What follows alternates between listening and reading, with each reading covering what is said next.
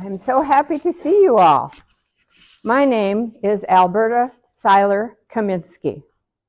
I was born in November of 1924 in our family farmhouse. It wasn't very far from here, just up Highway Q a little bit, and then you would turn right on Town Line Road. Ours was the very first house and farm that you would see on the corner of Q and Town Line. Even though we lived close to the village of Ephraim, we weren't allowed to go to school there because that was the end of Ephraim on Town Line Road, where it went across Q. And so even though we had belonged all my life to the Ephraim Moravian Church, and I knew everybody in Ephraim, we had to go to Liberty Grove to school. It seems very disappointing, but we met lots of friends there and it worked out all right. I was the third of 6 children in the family. I had 2 brothers and 3 sisters. My father was John Seiler, and my mother was Clara Miller. Mom was from Tomah in western Wisconsin. We thought that was very far away. We had a happy family life, but it was filled with lots of work.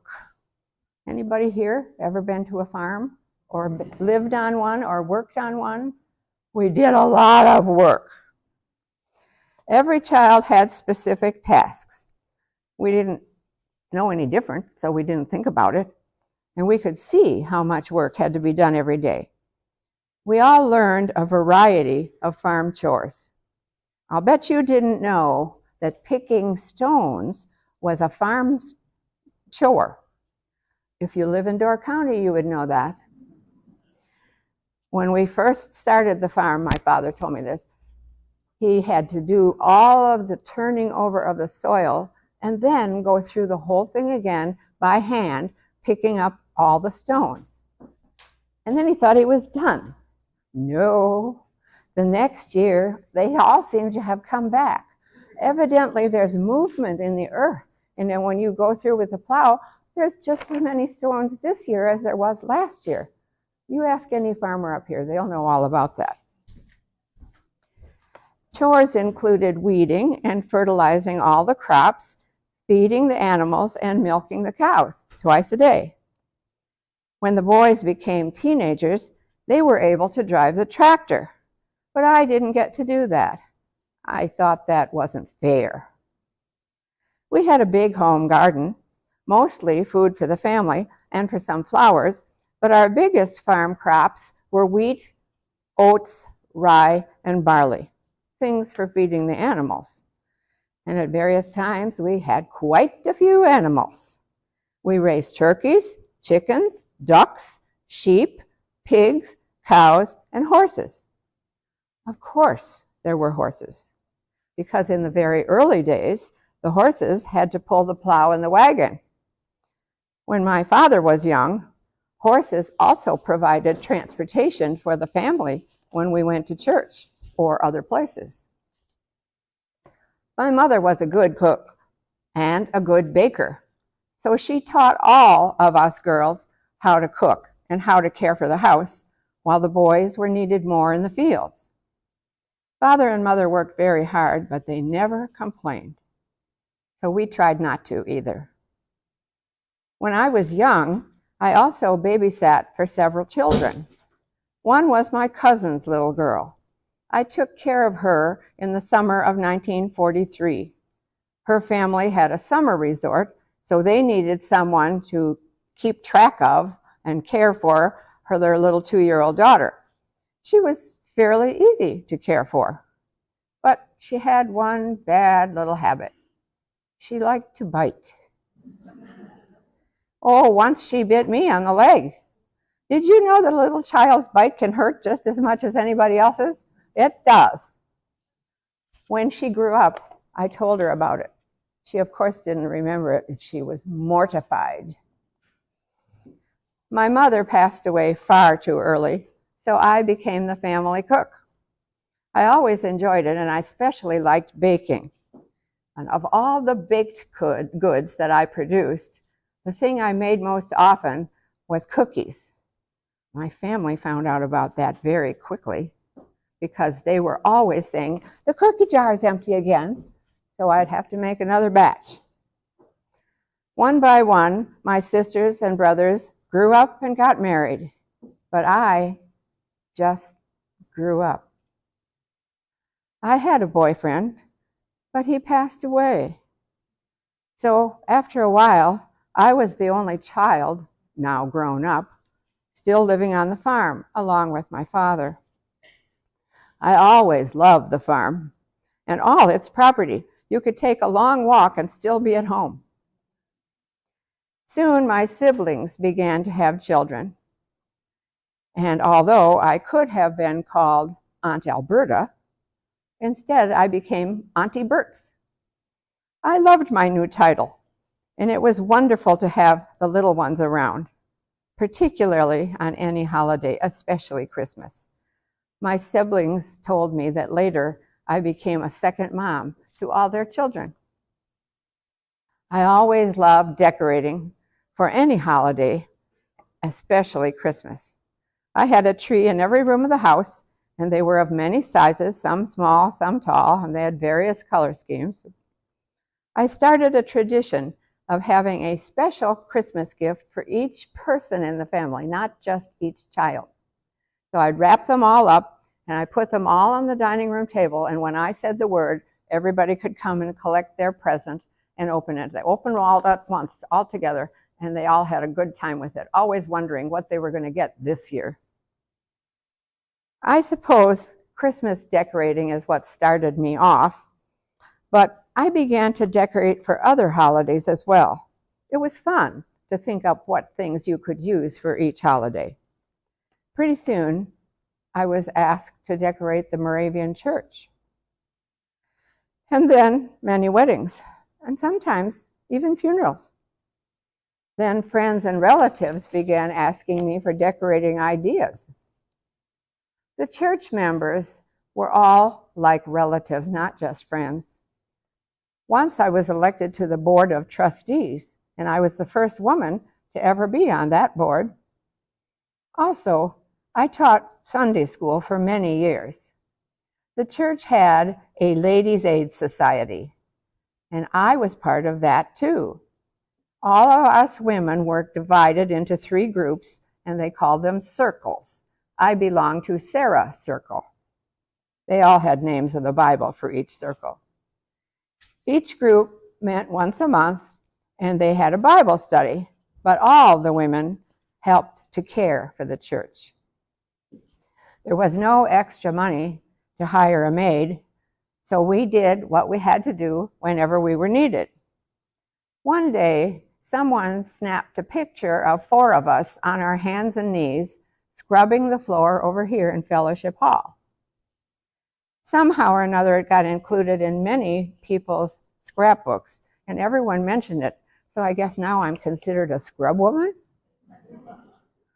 I didn't mind. We all pitched in, and we got each job done. The church also had a rummage sale twice each year for spring and fall, and it was held in the village hall in Ephraim. People came from all the neighboring villages to come, because times were hard back then, and of course people didn't like to go far away to shop and couldn't afford it anyway, so everything at the rummage sale that you ever could dream of was sold there. Naturally, there was clothing for men, women, boys, and girls, but there were also lovely things which someone had evidently decided wasn't lovely after all, and they gave it away. So we had wonderful things to sell at the rummage sale. Many of the things were donated by summer friends. We actually had a whole circle for summer ladies because they weren't here the rest of the year, and the rest of the year the ladies hardly ever met during the summer because we were too busy. So the summer circle was just a great big help. They did so many things when we were also busy elsewhere. They knew that they'd never be able to be here in the rest of the year, and some of them often said they wished they could be with us for Christmas or Thanksgiving or whatever, and of course they were in Milwaukee and Chicago and St. Louis and many other places. Having such a summer sale a sale in the summer would not have been possible, because nearly everyone in Ephraim either owned or worked for a hotel or some tourist-related business. So there'd be no way that we could do things like that in the summer. One of the things that rummage sale was known for was the lunch that it provided. And even the little kids from what is now called the Pioneer School would come down. They would be let out a little early, and they would come down for lunch. And the big drawing card was homemade pea soup. My Uncle Pete made many gallons of it. And on the morning of this rummage sale, he would come down there, and he would have to make 2 trips because he would only carry one at a time because it was such a big kettle. And there was never a drop left, no matter how much he made. There was never any left. You would think that the leftovers, the ladies would have said, oh, let's sell that too. No, there was never any left. Soon I got a job outside of caring for my home. I worked for Doris Heisey at her lovely shop in Ephraim called the Cabin Craft. At first, the shop was only open in the summer, but as tourism increased the length of the season, I decorated the shop every spring, summer, and fall, and I never seemed to run out of ideas. Doris stocked beautiful things, and soon people even began to come there to buy wedding gifts. She also was a bit of a silversmith, and she made handmade rings with initials on them. So you could go and order one for yourself, and she would size your finger, and you would be able to go home a week or 2 later with a beautiful ring. I'm wearing one that everybody has noticed all my life. Then if you're ever in another town and have it on, they say, where did you get that ring? And of course I would say, in Ephraim, of course. Of course, I was a salesperson at the shop as well as a decorator, and besides selling things, there was much unpacking to do, as new merchandise arrived every week, sometimes twice a week. I was usually the one who had to look for just the right spot to feature a new item. That always included moving a lot of other items around. Probably I just made more work for myself. Soon Doris needed more help than just me, so others were hired. I was delighted when my eldest niece, Melinda, became the summer worker. We loved being able to see one another every day instead of once a week on Sunday when nobody had to do anything. I was delighted to see her. I didn't want to leave the Cabin Craft, but Doris sold it, and I even worked a couple years after that for the person who bought it. And then I moved farther north to the Mexican Door on the north end of Ephraim, and I worked there for a few years. I don't know whether Cabin Craft was responsible for my love of shopping, but I frequently went on shopping trips with my sisters and my niece. Not always just to Sturgeon Bay either. Frequently, we went to Green Bay. It was kind of a journey in those days. I understand now that the roads to Green Bay have been much to Green Bay and spend time shopping and having lunch and then drive home again. That sometimes meant we left very early and got home very late, but it was a joyous occasion.